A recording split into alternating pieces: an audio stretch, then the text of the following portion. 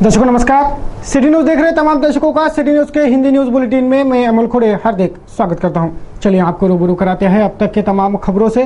Bulletin की शुरुआत करेंगे जीने की राह इस पथदर्शक सुविचार माला के साथ।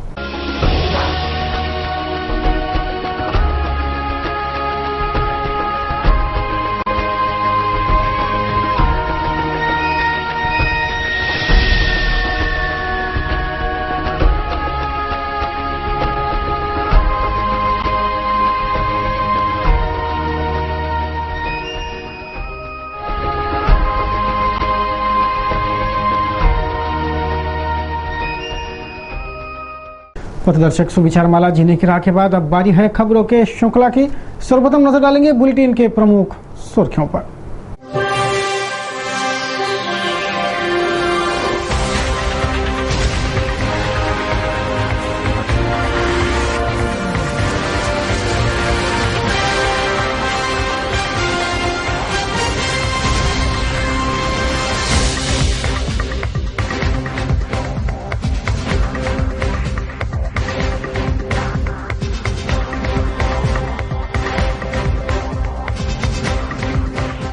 दर्शकों अभी आपने देखी बुलेटिन की प्रमुख सुर्खियां। अभी एक ब्रेक के लिए रुकेंगे, तत्पश्चात देखेंगे खबरें विस्तार से।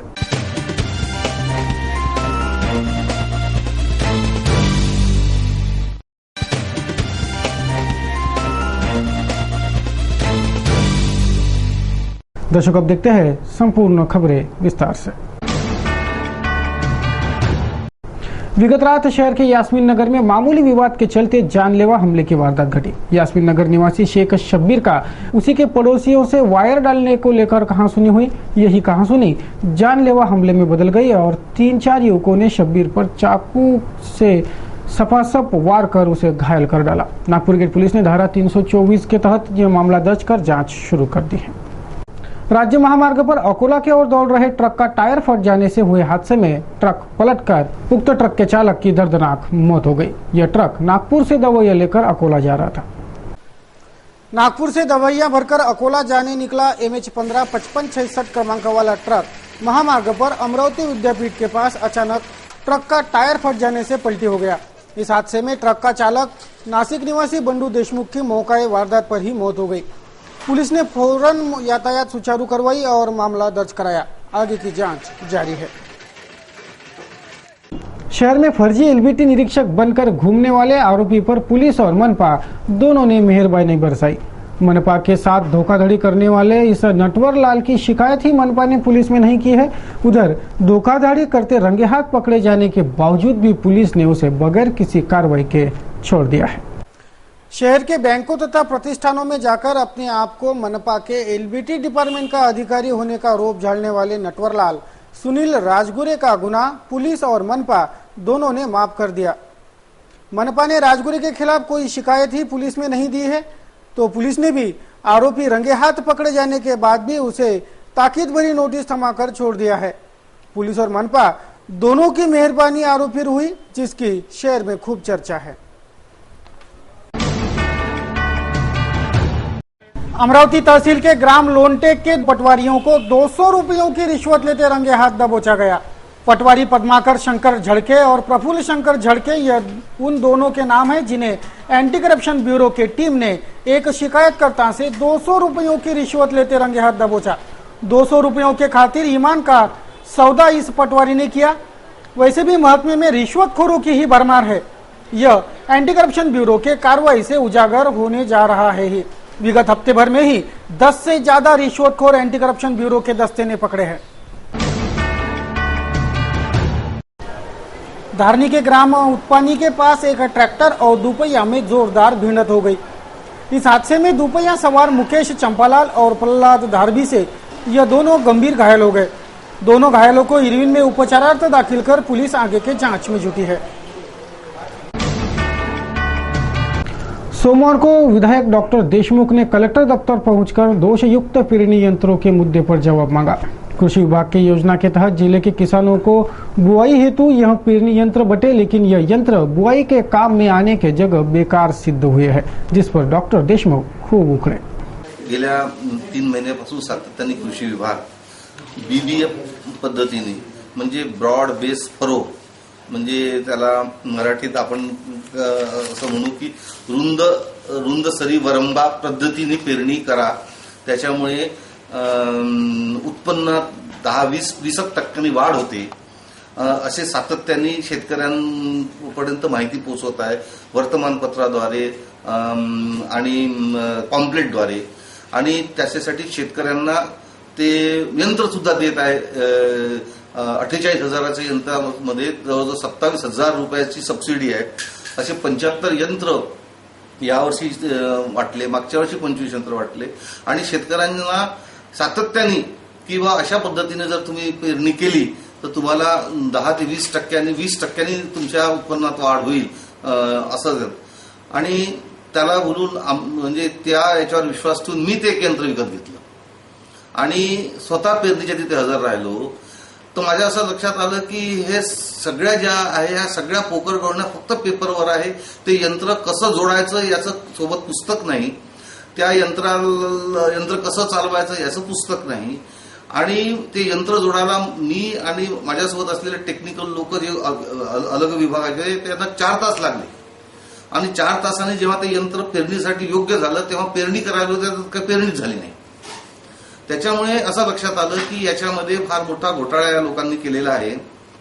कारखानदाराकडनं फक्त यंत्र घ्यायचं आणि ते शेतकऱ्यांच्या माथी मारायचं, आपली जी कमिशन आहे ते घेऊन घ्यायचं आणि नंतर त्या शेतकऱ्यांनी ते वापरलं का, त्याच्यामुळे त्यांच्या शेतकऱ्यांनी त्यांच्याबरोबर पेरणी केली का ह्याच्याकडे बिलकुल दुर्लक्ष करायचं. आणि शेतकऱ्यांनी सुद्धा ते घ्यायचं. आणि असं लक्षात आलं की ते सगळ्यात त्यातले मॅक्झिमम यंत्र हे शेताच्या खताच्या गड्डीवर पडले आहे किंवा गोडाऊनमध्ये धूळ खात पडलेले आहेत.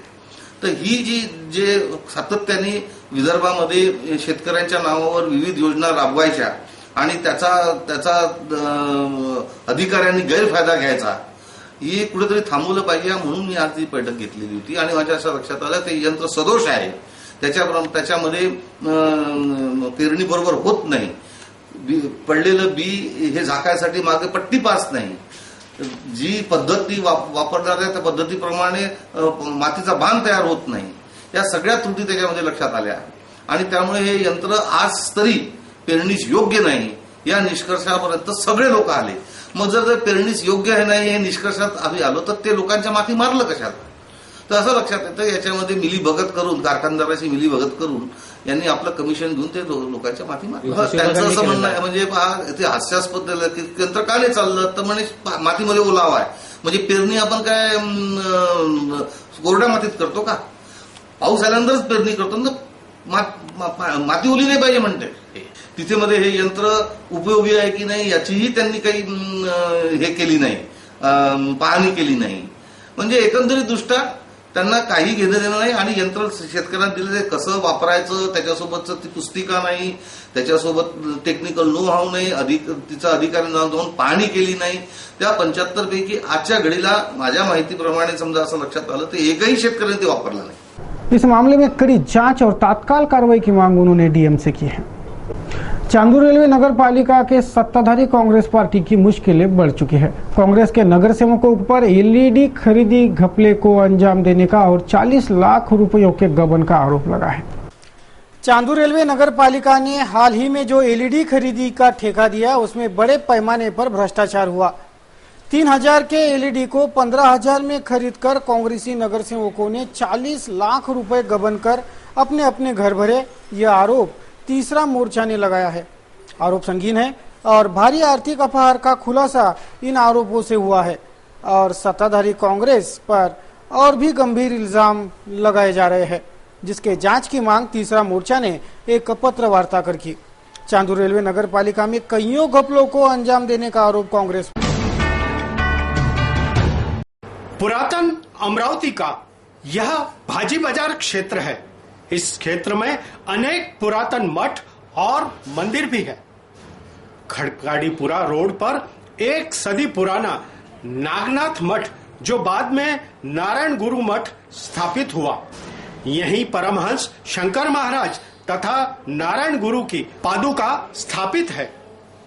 कहा जाता है सन 1895 के दरमियान धर्मराज यानी नारायण गुरु का जन्म अयोध्या नगरी में हुआ.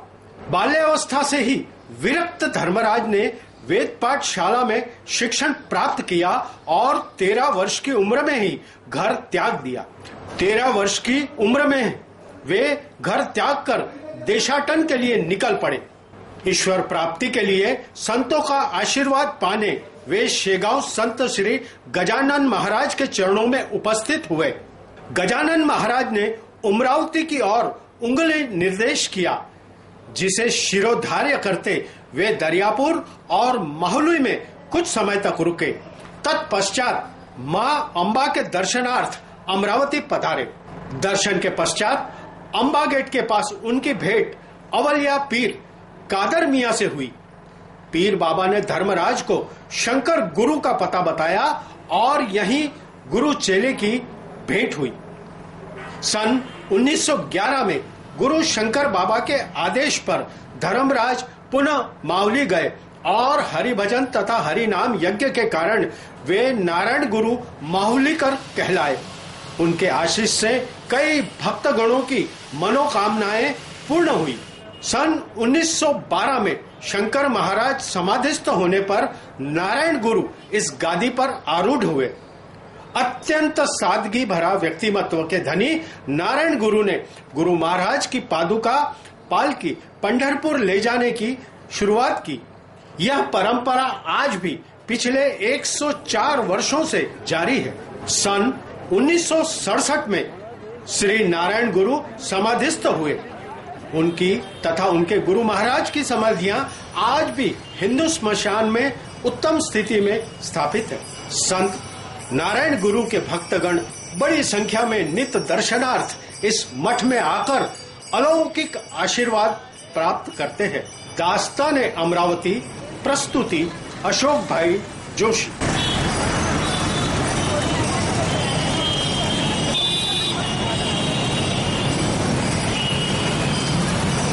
पण माझा लहानपणचा एक असा अनुभव आहे की मी ज्यावेळेस 5 किंवा 6 वर्षाचा असताना मी महाराजांच्या पालखीसोबत गेलो आणि मला दरमजल करता करता तेधारा क्षेत्रामध्ये एक असा अनुभव आला की तिन्ही बाजूनी अशा 3 नद्या आल्या आणि इतका पूर आला की गळ्यापर्यंत नाकापर्यंत चाललं तरी पूर उतरत नाही। शेवटी आम्ही महाराजांची पालखी पाण्यामध्ये हे केली। नंतर पाणी उतरायला लागलं। तो एक माझा अनुभव त्या काळातला। तेधारा क्षेत्राला मोठा पूर आला होता। त्यात आमच्या गळ्यापर्यंत नाकापर्यंत पाणी आलं होतं। पाणी आल्यानंतर आम्ही महाराजांचा जयघोष सुरू केला। जयघोष करत असताना आमच्या काही लोकांना अशी आली की महाराजांच्या दर्शनात पाण्याला महाराजांचं दर्शन घ्यायचं आहे म्हणून आम्ही पालखी पाण्यापाशी नेल्याबरोबर पूर उतरायला लागला। त्यात आम्हाला एकदम महाराजांचं दर्शन झालं। महाराजांचा असे चमत्कार बरेच आहेत। चमत्कार म्हणण्यापेक्षा ते साक्षात सत्याचे पुरुष होते, त्याच्यामुळे आम्हाला त्यांचा पुष्कळ अनुभव आहे। माझ्या आता जर 18 ते 19 वारी चालू आहे। महाराजांच्या बरोबर 3 वाऱ्या झालेल्या आहे। आता सध्या आम्ही मठातून नारायणपूरच्या मठातून दरवर्षी पालखी देतो आणि ती जवळजवळ 25 मुक्काम जाताना आहेत। 8 दिवस तिथे मुक्काम आहे आणि येताना 23 दिवसात इथे षष्ठीला येतो। मी पंचमी झाली तर षष्ठीला नागपंचमीच्या षष्ठीला येतो। वफादारी के प्रतीक स्वान कुत्ता या डॉग के लिए मनपा ने राजकमल चौक में शानदार स्वान स्विमिंग टैंक की निर्मित की है। भारी भीड़ और राहगीरों के आवाजाही के बावजूद नगर के वफादार कुत्ते इसमें गोते लगाकर स्वच्छ होते हैं। आम जनता का कहना है इसके नामुराद निर्माताओं ने अगर इसके चहुं और कटघरा बना दिया होता तो राहगीरों पर स्नान करने वालों के छींटे न उड़ते। कोल्हापुरी गेट स्थित मनपा के स्कूल नंबर 6 में स्कूली साहित्यों का वितरण कार्यक्रम संपन्न हुआ। छात्रों में किताबें, गणवेश आदि इस कार्यक्रम में वितरित किए गए। पुरातन अमरावती की शालाओं में जिसे सम्मिलित किया जा सकता है उनमें से एक शाला है क्रमांक 6। इस पाठशाला ने हाल ही में 101वें वर्ष में पदार्पण किया है। मनपा द्वारा संचालित इस शाला में पाठ्य पुस्तक वितरण तथा गणवेश वितरण का कार्यक्रम सोमवार दिनांक 29 जून को आयोजित हुआ। सब कुछ फुकट, फिर भी समस्या विकट। निजी शालाओं में भारी डोनेशन, फीस, पाठ्य पुस्तकों के, गणवेश के भारी खर्चों के बावजूद होने वाली भीड़ और मनपा द्वारा गणवेश, पाठ्य पुस्तक, फीस, डोनेशन सब कुछ फुकट होने पर भी विद्यार्थियों की कमतरता एक बात अवश्य इंगित करती है कि मनपा की शालाओं का स्तर सुधरे तो विद्यार्थियों की कमतरता की दुहाई नहीं देनी पड़ेगी। अमरावती जिले के डिजास्टर पथक का वेतन थकित है। विगत साल का यह मानधन आखिर कब मिलेगा, यह पूछते डिजास्टर के टीम के सदस्य जिलाधीश से मिले, अपनी व्यथा सुनाई। जिले में कहीं भी आपत्ति आई तो यही दल आपत्ति निवारणार्थ भेजा जाता है, लेकिन उनके आर्थिक आपत्ति पर किसी का ध्यान नहीं। क्यों, यह जवाब यह टीम मांग रही है।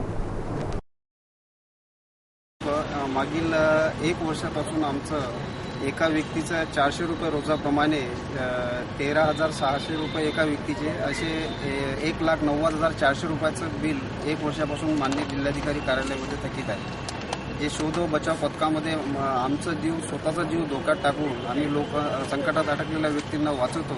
करिता शासनाकडे आम्ही वारंवार जिल्हाधिकारी, RDC साहेब, जिल्हा आपत्ती व्यवस्थापन अधिकारी यांच्याकडे वारंवार सतत चौकशी केली असता त्यांच्याकडून उत्तर फक्त आणि केवळ आश्वासन दिलं जातं आणि त्यामुळं आमची आज आर्थिक, शारीरिक आणि मानसिक परिस्थिती एकदमच हलाखीची झालेली आहे। आणि कारण जास्तीत जास्त उदरनिर्वाह होमगार्ड म्हटल्यानंतर त्यांचा उदरनिर्वाह त्यांच्या स्वतःवरच असतं, त्याच्यामुळं खूपच मुलांचे शिक्षण आहे, विद्युत पुरवठा आहे, राशन आहे, खूप परिस्थिती घायल झालेली आहे। आता तुमची मागणी काय आहे? आणि आता आमचं त्वरित लवकरात लवकर आमचे जे मानधन आहे ते त्वरित देण्यात यावे, अन्यथा आमच्या लहान लेकरासह सहकुटुंबसह आम्ही जिल्हाधिकारी यांच्या दालनासमोर बसणार आहोत। आम्हाला आजपर्यंत आयडेंटिटी कार्ड सुद्धा मिळालेलं नाही आहे। विमा, विशेष करून जे विमा पाहिजे असतं, कारण की पाण्यामध्ये किंवा आता आम्ही मागं 2012मध्ये रेवसामध्ये गेलो होतो, त्याच्यानंतर इकडे नांदगाव खंडेश्वर तालुक्यामध्ये चांदा प्रकल्प जेथे 35 वानरांना आम्ही सुखरूप बाहेर काढलं होतं। अशा वेळेस आमचा कोणत्याही प्रकारचा विमा करण्यात आलेला नाही। तसेच आमचा तत्कालीन पालकमंत्री माननीय राधाकृष्ण विखे पाटील यांनी 26 जानेवारी 2014 आणि 15 ऑगस्ट 2014मध्ये विभागीय आयुक्त कार्यालय येथे आमचं सन्मानित सुद्धा करण्यात आलं, परंतु आमचा मानधनाचा विषय हा खूपच गंभीर आहे, कारण की याच्याकडे प्रशासन नेहमी दुर्लक्ष करीत आहे। शहर पुलिस आयुक्तालय के पारपत्र विभाग ने सोमवार को 201 विदेशी नागरिकों के दस्तावेजों की जांच की। इन विदेशियों में 6 अलग अलग देशों से है तो बाकी सब पाकिस्तान से है। सोमवार को पुलिस आयुक्तालय ने विदेशी मूल के जो 201 नागरिक शहर में रह रहे हैं उनके दस्तावेजों की जांच की। इन 201 नागरिकों में 6 अलग अलग देशों के हैं तो बचे यानी सर्वाधिक नागरिक जो शहर में रहते हैं वो पाकिस्तानी हैं, जिनके वीजा, नागरिकता आदि दस्तावेजों की जांच पुलिस महकमे ने सोमवार को की। जादूटोना विरोधी कानून पर अमल शुरू हुआ है। इस कानून के दायरे में क्या कुछ आता है और कार्रवाई की दिशा कैसी हो, इस पर डिपार्टमेंट ने सोमवार को मंथन किया। जादूटोना कानून की बारीकियां समझने एक कार्यशाला का आयोजन पुलिस आयुक्तालय में किया गया था। शहर पुलिस आयुक्तालय में सोमवार को जादूटोना विरोधी कानून की बारीकियां समझी गई। प्राध्यापक श्याम मानव इन्होंने इस जादूटोना कानून की बारीकियां समझाई। IG ओगले पाटिल, CP राजकुमार वटकर, जोन न्याय DCP, सभी थानेदार और पुलिसकर्मी इस कार्यशाला में शामिल थे।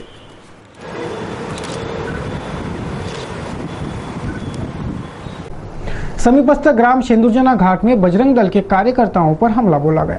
गौवंश के बचाव में उतरने वाले बजरंग दल और विश्व हिंदू परिषद के कार्यकर्ताओं पर हुए इस हमले का विश्व हिंदू परिषद और बजरंग दल ने निषेध कर दोषियों पर कड़े कार्रवाई की मांग की। अगर ऐसा न हुआ तो कसाईयों को कसाईयों के ही भाषा में जवाब देंगे, यह हुंकार बजरंगियों ने भर प्रशासन को अल्टीमेटम जारी किया है। गौवंश हत्या बंदी का कायदा लागू होने के बावजूद भी अवैध रूप से कटाई एवं गौवंश का परिवहन चालू है। कायदा बनाने से ही काम नहीं चलता, उसका कड़ाई से पालन भी होना चाहिए, लेकिन स्थानीय पुलिस प्रशासन इसके तरफ बिल्कुल भी ध्यान दे नहीं रही है।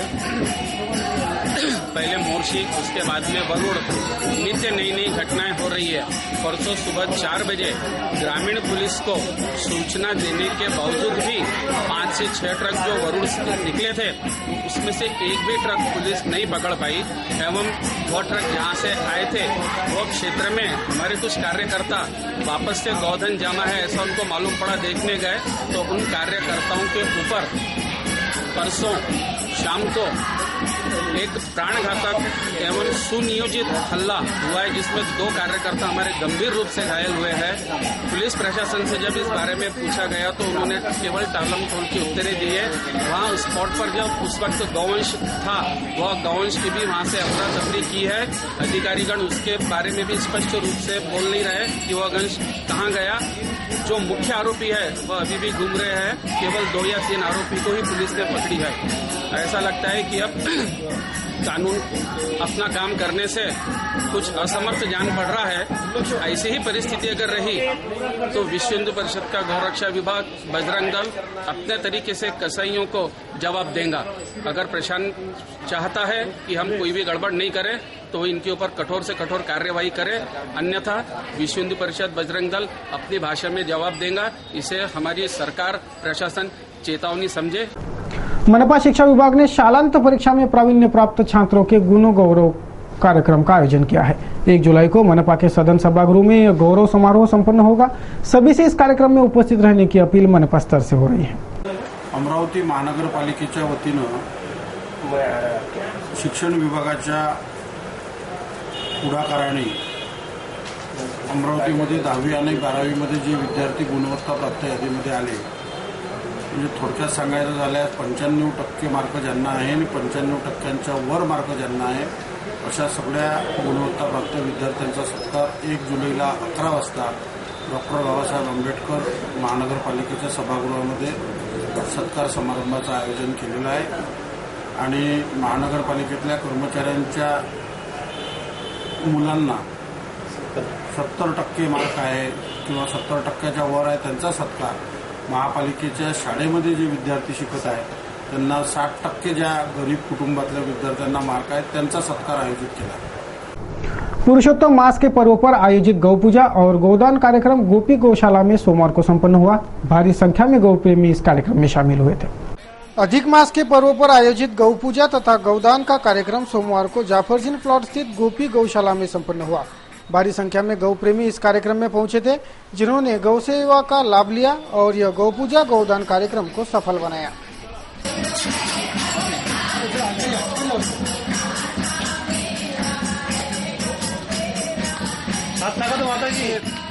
शुभ अवसर पे परिवार के सभी सदस्यों की और माताजी की हार्दिक इच्छा थी कि अपनी जो संस्कृति है गौ माता के प्रति प्रेम, गौदान करना, और श्रीमद् भागवत गीता कराई थी, उसमें ये बताया गया कि गौदान का क्या महत्व है। तो माताजी की इच्छा अनुसार सबला गौशाला के माध्यम से आज हम लोगों ने यहाँ पे श्री कन्हैयाराज जी कौशकिया, मेरे बड़े भाई, और माताजी श्री सुधा देवी कौशकिया, उनके द्वारा एक कपिला गाय जिसे कामधेनु कहा जाता है और एक गोरी जो हिंदू नस्ल की गाय है, इसका हम लोगों ने दान किया। इस वर्ष मानसून औसत से कम रहेगा और सूखा भी पड़ सकता है, यह चेतावनी मौसम विभाग ने जारी की थी। लेकिन जैसे ही वर्षा काल आरंभ हुआ, दमदार बारिश ने जोरदार दस्तक दी। लेकिन शुरुआती 8 दिन बरसकर बारिश अब थम गई है, जिससे किसानों में चिंता का माहौल बन गया है। कहीं इस वर्ष भी बारिश दगा न दे जाए। इस वर्ष का वर्षा काल दमदार बारिश के साथ शुरू हुआ। शुरुआती दिनों में अच्छी बारिश भी हुई, लेकिन 4 दिन बरसकर बारिश शांत हो चुकी है। जितनी बारिश हुई उसे देख कुछ किसानों ने बुआई भी निपटा डाली, लेकिन कुछ किसान अभी भी बुआई करने से डर रहे हैं ताकि बीज बेकार ना जाए। 9 दिवसापासून पाणी आहे नाही, पिकाची खूप आपत्ती होऊन राहिलेली आहे। नासोडी खूपच कष्ट करू पैसे लावून थकून गेलो। आता मी काय करू हे मला सुचत नाही। कुटुंब कसं पोसावं हे समजत नाही। आता शेतकऱ्याची फाशी घेण्याची हीच आली आहे आणि कर्जबाजारी भरपूर हाव। काय करावं हे सुचत नाही आणि कर्ज सरकारी सोसायटीचं कर्ज 14,000 रुपये काढून आज पिकण्याचेच लक्षण आहे. काय करावं, पीक अजिबात बरोबर दिसत नाही, पिकाची मोडी आलेली आहे. तसंच आता माझ्या पुतणीचं लग्नाचे वेळ आणि लग्न आहे, याचं काय करावं हे सुद्धा मला समजत नाही. कुटुंब कसं पोसावं हे समजून राहिलं नाही. आज माझे 39 गुंठे शेती आहे. या 39 गुंठ्या शेतीवर मी 14,000 रुपये कर्ज काढलेलं आहे सोसायटी. फार पेरणीचा संकट आलेला आहे. पहा, हे मागच्या वर्षीपासून आमचं असं सुन राहिलं. या वर्षी ते कसं तरी कर्ज काढून इकडून तिकडून आपले गोळा करून हे लावलं, तर हे आता मराच्याच याच्यात लागला आहे. आता पुढं काय करावं हे काही समजत नाही आम्हाला. आणि याला आता किती दिवसात पाणी येईन, वरून राजा आमच्या म्हणजे भयंकर दृष्टी आहे. त्याच्यामुळे आम्हाला काय करावं काही समजून नाही राहिलं. सर्व इकडे आमचा आता म्हणजे असा हे झाला, जीव द्यावं का राहावं असं वाटून राहिलं. आता 4 एकर शेती इकून तिकून आहे, चार पोराचं कुटुंब आहे, नोकरी कोणाला मिळत नाही, काही नाही. याच्यावर हे सर्व उद्रपोषण करतात.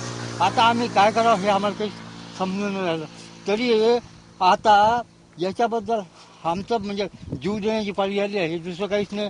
हे मागच्या वर्षी असं झालं, आम्ही बँकेचं कर्ज घेऊन सुद्धा हे केलं, ट्रॅपलं काय करायचं राहिलं. हे आता आमच्यावाली सिटी न्यूज मार्फत आम्ही काहीतरी आमची याचना मागतो. आता काय होईल ते परमेश्वर कर. सोयाबीनचे पीक नाही बरोबर, पाणी नाही येऊन राहिलं. मागचं पाणी आलं तर मार गड्डी गेली डोक्षीभर बोलून. 4-5 जणांचं कुटुंब आहे, कसं पाला हे नाही समजून राहिलं. काय होईल कसं घेऊन त्यांना पाण्याचं. अजून दुबार पेरणीचं संकट. तूर पराठी पेरली होती, त्यात सोयाबीन होतं काही, तर त्या पाण्यानं तूर तर वाहून गेली, फुलकुळ्यानं खाल्ली सर्व. आणि सोयाबीन झालं तर तेही एकरी अर्धपोतं झालं आणि तेही सडलेलं झालं मागच्या वर्षी. आता यावर्षी तसंच होणार की काय असं काही समजत नाही. या 4 एकर शेतीत कुठं कुठं फिरावं, काय काय करावं काही समजून नाही आलं साहेब. आणि तुम्ही म्हणता आता पाहू पुढं साहेब, आता काय करायचं आम्ही हे सांगा तुम्ही आता. हां, याच्या आमच्या पुढं काही प्रतिकार. पोरं म्हणाल तर पोरं हे आता आजच्या पद्धतीच्या पोरायला शेती जमत नाही, त्याच्यामुळे ते शेतीत जाण्यासाठी नकार देतात. आणि ते डवरे वखन मजुरी असं करून टाकली का त्या प्रत्येकाला लोन देऊ, प्रत्येकाला काही देऊ. म्हणजे 1/4 तिकीट 1/4 तिकीट 1/4 हे त्या मजुरी मिळत नाही. मजुरी स्वतः कशी करावं हेही समजत नाही. आणि काय करावं, एक वेळ केलेली मजुरी जर असं जर निघालं नाही, एक वेळ पेरणी केलं, दुबार पेरणीचं जर संकट आलं. आता यावर्षी दुबार पेरणीचं संकट आलेलं आहे. आता यावर्षी दुबार पेरणी करायची, मजूर कुठून आणावं, काय करावं आणि कसं करावं हे काही समजून नाही राहिलं साहेब. आता सांगा बा तुम्ही पुढे याचं काय आता निर्णय असा. आता आपला मान्यवर सरकारला सुद्धा अशी विनंती आहे की सरकारने सुद्धा शेतकऱ्यासाठी काही करावे. शेतकरी हा सर्वात मिलेला झाला आहे आता आजच्या परिस्थितीत. शेतकऱ्यापुढे काही प्रश्न उरला नाही आणि सरकार आपलं चालवते, हे करू ते देऊ. आमच्यापर्यंत काहीच येत नाही हो. तिथून 50 रुपये मंजूर झाले, आम्हाला 50 पैसे सुद्धा मिळत नाही राजू. आता याच्यापुढे काय सांगा साहेब तुम्हाला. रसिका हो नमस्कार. मृग नक्षत्राच्या सुरुवातीलाच पावसाने दमदार हजेरी लावली. पावसाने दमदार हजेरी लावल्यामुळे तालुक्यातील शेतकरी एक नवीन आशेने पेरणी करण्यासाठी उत्सुक झाला होता. जवळपास 7 ते 8 दिवस पावसाने सतत हजेरी लावली. त्यामुळे काही तालुक्यातील शेतकऱ्यांनी 40% पेरण्या आटपून घेतल्या. परंतु गेल्या एका आठवड्यापासून तालुक्यात पावसाची बुंदही नाही. पावसाच्या गैरहजेरीला जवळपास एक आठवडा लुटून गेलेला आहे. ज्यांनी पावसाच्या सुरुवातीला पेरणी केली होती त्यांची पिके उभे तर झाली, परंतु तापत्या कळाळीच्या उन्हामुळे आता तेही पिके चेहरा त्यांचा सोकलेला ते दिसून येते. त्यानंतर शेतकऱ्यांनी जवळपास 9 दिवसापासून तालुक्यामध्ये पाणी नाही. ज्यांनी 5 ते 6 दिवसात पेरणी केली त्यांचं सोयाबीन जेही पीक पेरलं ते जसंच्या तसंच दिसून येते. जमिनीमध्ये पीक तसेच आहे. आता शेतकऱ्याची चिंता वाढून आल्याचे दिसते. त्याच्यामुळे सिटी न्यूजने पूर्ण तालुक्याभराचे सर्वेक्षण केले असता तालुक्यातील शेतकऱ्यांनी सिटी न्यूज पुढे आपापल्या समस्या व प्रश्न मांडले. त्याच्यामुळे पाणी जर आले नाही तर दुबार पेरणीचे संकट शेतकऱ्यांपुढे निर्माण होत असल्याचे चित्र तालुक्यात दिसून येत आहे. कॅमेरामॅन शशिकांत निचे सोबत जगदीश ढोरे, सिटी न्यूज, चांदूर बाजार। तो दर्शकों, इस बुलेटिन में बस इतना ही। अब देंगे बुलेटिन को विराम। बुलेटिन को विराम देने से पूर्व नजर डालेंगे बुलेटिन के प्रमुख सुर्खियों पर।